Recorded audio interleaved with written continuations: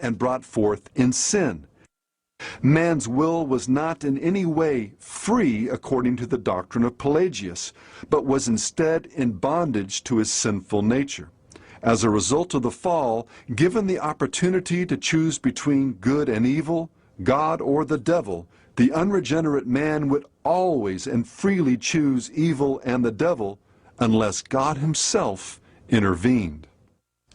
Pelagius, as well as anyone who followed his teaching, were condemned as heretics.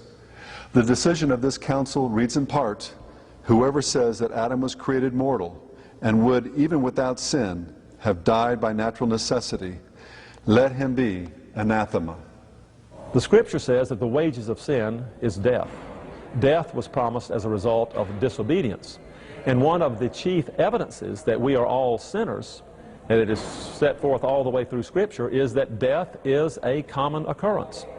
Physical death, which is an indication that we all are living in a corruptible state of spiritual death.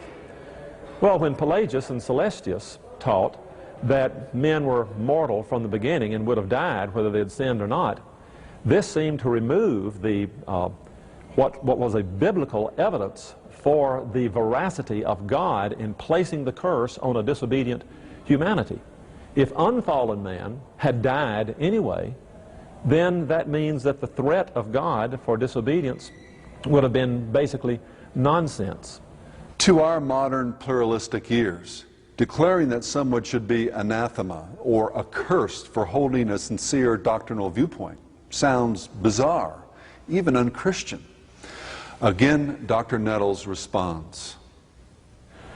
Well, when these councils in some of these decisions would let him be anathema, they're picking the phrase up from the biblical example in Galatians 1, where Paul talks about, if anyone preach a gospel to you other than that which I've preached, let him be anathema.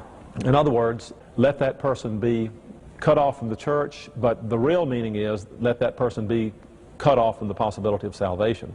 Because Paul understood this to be something that was a destruction of the gospel.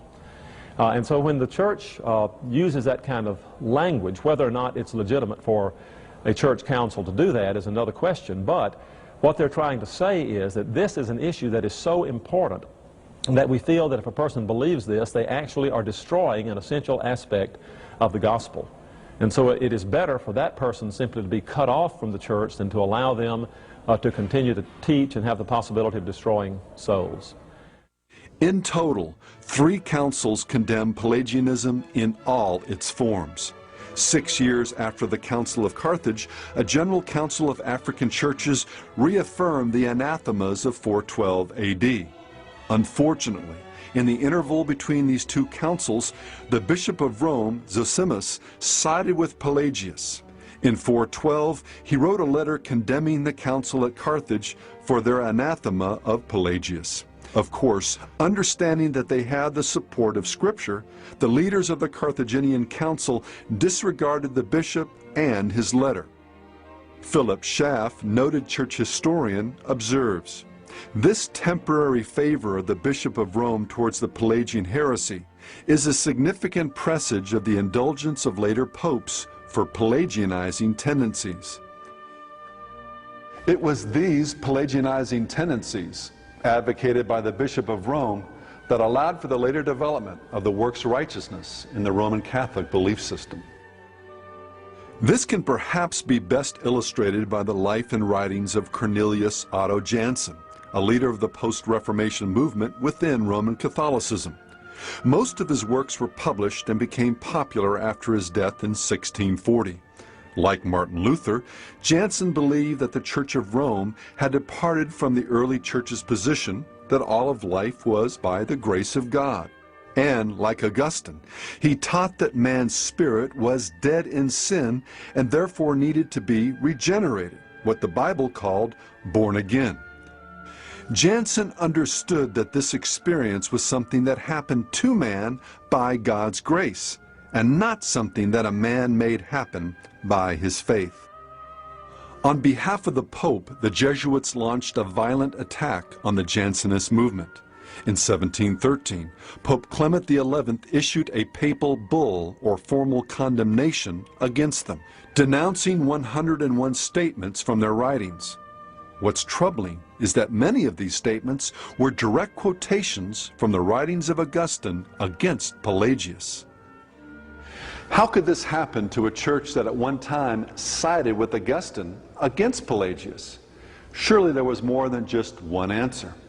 But Philip Schaff has given us one slice of the pie. As the church continued into the Middle Ages, and the Bishop of Rome became the so-called, quote, visible head of the church, end quote, these Pelagianizing tendencies metastasized and like a cancer began to spread. By the time we reached the Reformation, Rome was teaching that man saved himself by cooperating with the grace of God, a position known as semi-Pelagianism. Then along came the mediating view of the semi-Pelagians that said man is neither dead nor well. In this life, man is born sick. Now, if man is born well, as Pelagius said, all he needs is a little guidance, a little moral guidance in his life to stay upon the path. If man is sick, then he needs the help of a physician. And if he will cooperate with his physician, then he and the physician can effect his cure. Augustine said that man today is born dead in trespasses and sin. He needs to be resurrected. That we are totally incapable of doing. So the practical result is if you are a Pelagian, all you need is a teacher.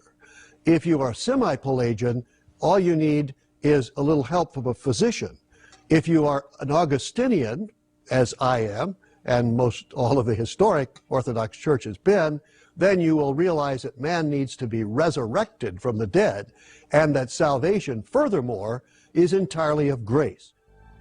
Semi-Pelagianism is a modification of the doctrinal teaching of Pelagius. It is a synergistic rather than a monotheistic